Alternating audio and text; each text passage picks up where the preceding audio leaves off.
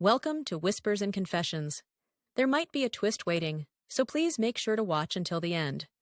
Don't forget to subscribe and like. Let's begin right away.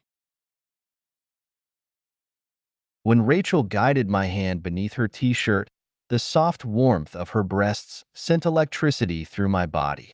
And in her lips, I reached my first climax. I pressed her gently against the wall, our bodies moving in perfect sync. The intimacy of the moment was intoxicating as we slowly undressed, savoring every touch and exploring each other with tender curiosity. We melted into each other, moving with deliberate slowness to stay quiet, our breaths mingling in the stillness. I've been living in this upscale residential complex for nearly a decade now. Through all the ups and downs, I've developed wonderful relationships with my neighbors that I truly cherish. I'm Mike, a 38-year-old software developer at a leading IT company. My wife, Sarah, also 38, teaches elementary school English. We met at a university club and got married after 3 amazing years of dating. We're now proud parents of an elementary school student. Our next-door neighbors are James and Emily, 40 and 39 respectively, who also have a child in elementary school. James designs beautiful buildings as an architect, while Emily brings designs to life as a freelance graphic designer. We became close friends after meeting at a local yoga studio. On their other side live David, 42, and Rachel, 40, parents to 2 elementary schoolers. David's a sharp financial consultant, and Rachel, a former model, now shares her passion for wellness as a yoga instructor. While our complex has many friendly faces, these 2 families have become like extended family to us. We're constantly in and out of each other's homes. Having kids the same age and being couples in the same stage of life makes every get-together a blast. My Sarah is petite with adorable features, and she's in her element when she's cooking or tending to her weekend vegetable garden. I've always had a soft spot for petite women, so Sarah caught my eye right away.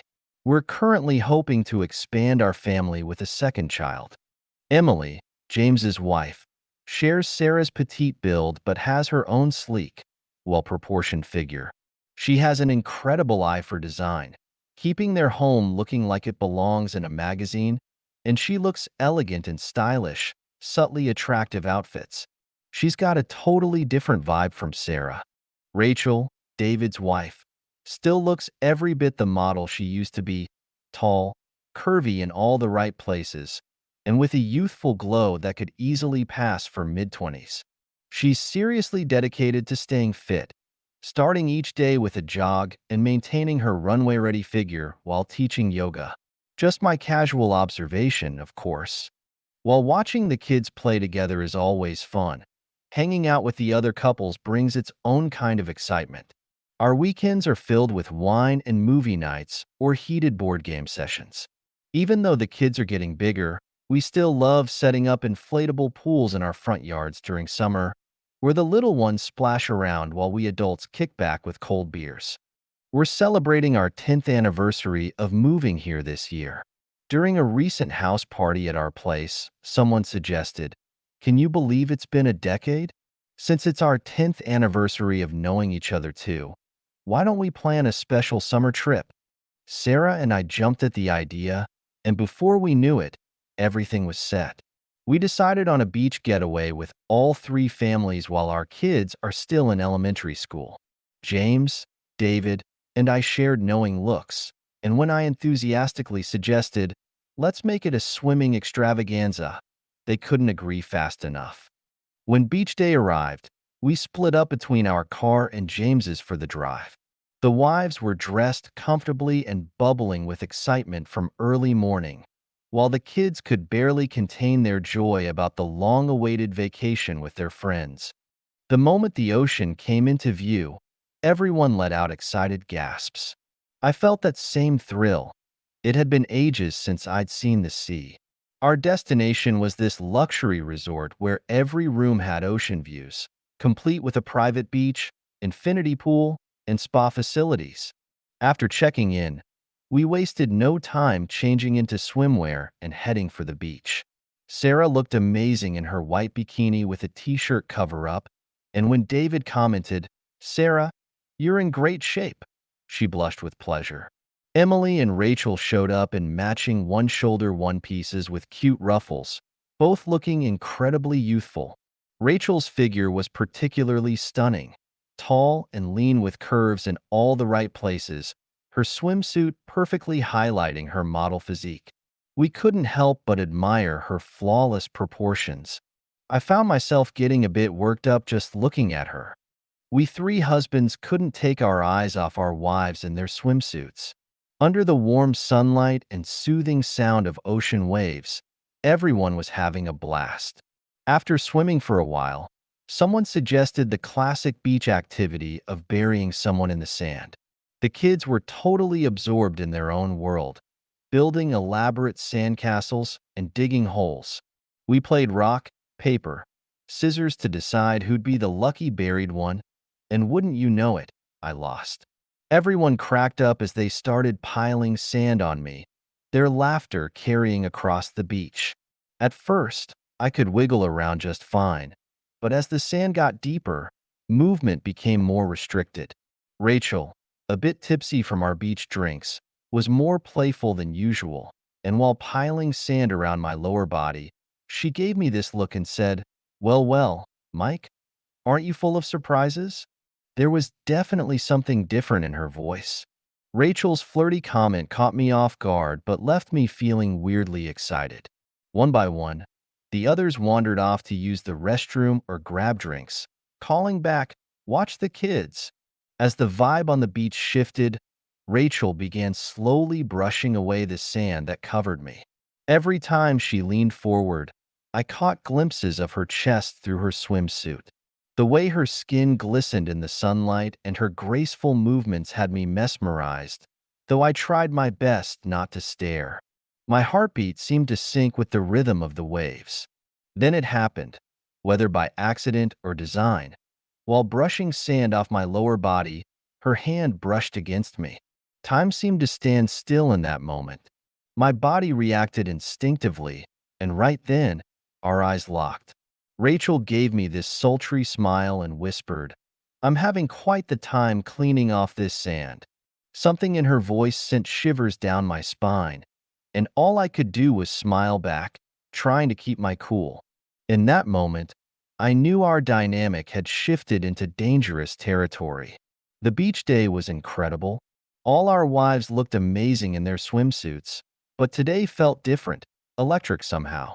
Still, I couldn't shake this nagging feeling of guilt about where my mind was wandering. After dinner, the kids fell fast asleep in the bedroom. Though we were all pretty beat from our beach adventures, we six adults couldn't resist opening some wine and soaking in the ocean view. The tension from earlier melted away as the wine flowed, and we found ourselves sharing stories and memories. The conversation bounced from moving and day disasters to hilarious kid moments. As we kept the drinks coming, the chat naturally drifted into more intimate territory. When someone brought up plans for another kid, we started talking candidly about married life, sharing things we'd normally keep under wraps. Sarah, Emily, and Rachel were bashful at first, their cheeks flushed, but the wine made them more talkative. Still riding the high from our earlier beach moment, I threw out there, "Hey, this place has an amazing jacuzzi. Why don't we all take a dip?" James and David exchanged knowing looks and asked, "All of us?" I replied with a hint of suggestion in my voice, "Come on, we're basically family at this point. Plus, it's our 10th anniversary. Might as well make it memorable, right?" The atmosphere shifted instantly. You could feel the tension that had been building all day reaching its peak. David made the first move, taking Rachel's hand with a casual, "Yeah, let's do it," and I thought, perfect, as I reached for Sarah's hand. James didn't miss a beat, taking Emily's hand as we all headed for the jacuzzi. When we got there, things took an unexpected turn. Caught up in the buzz and the moment, James and David started stripping down in this playfully provocative way, and I found myself following their lead. All three of us were clearly worked up, and our wives stood there frozen for a moment, taking it all in. After what felt like forever, I broke the silence with, "Ladies, care to join us?" To everyone's surprise, Sarah whispered, "Okay," and slowly started undressing. James and David couldn't help but stare appreciatively as she stripped down to her underwear, and Emily and Rachel shared a look before following her lead. Both of them had absolutely incredible figures, and the night air suddenly felt electric with possibility. In the jacuzzi, we all gazed up at the starlit sky, our laughter echoing across the night. The warm water and flowing drinks had everyone having a blast, creating an atmosphere of carefree joy. Emily, caught up in the playful mood, announced with a mischievous grin, "All right, gentlemen, time for a little show. Step out and give us your best poses. We're having an impromptu competition." Buzzed from the drinks and caught up in the moment, we guys obliged, climbing out to strike our best bodybuilder poses while the women watched, dissolving into fits of giggles. The cool night air and their attention had quite an effect on us. Rachel's eyes lingered on me as she declared, "Well, looks like Mike takes first place." She stepped out of the jacuzzi, moving closer with a flirtatious smile. Her playful touch sent electricity through my body, and I struggled to maintain composure. Everyone else burst into laughter, but you could feel the tension in the air, heightened by the alcohol and the intimate setting. James called out, "Ladies, your turn," as he and David slipped back into the water. I joined them, and we coaxed the women to take their places outside. David, emboldened by the drinks, suggested they remove their swimwear for fair judging. Swept up in the moment's excitement, they shyly complied. The soft moonlight painted their bare forms in a glow. Sarah's petite frame showed perfect proportions, while Emily's slim figure curved in all the right places. But Rachel, her model's physique was breathtaking. Her statuesque height, flowing curves, and luminous skin created an image of classical beauty. Her long legs, narrow waist, and graceful silhouette held us all spellbound. You could cut the tension with a knife. James and David emerged to admire the view, and I found my eyes drawn to Emily and Rachel's forms. Rachel's gaze kept finding mine, and by unanimous decision, she was crowned the winner. Despite the charged atmosphere, we all maintained our boundaries, especially when Sarah and Emily showed signs of unease. We dressed and left the jacuzzi, the mood turning slightly awkward. We agreed to keep this between us, possible only because of our decade-long friendship and trust. "This stays between us," we all promised through nervous laughter. I can't shake the image of Rachel's perfect form from my mind.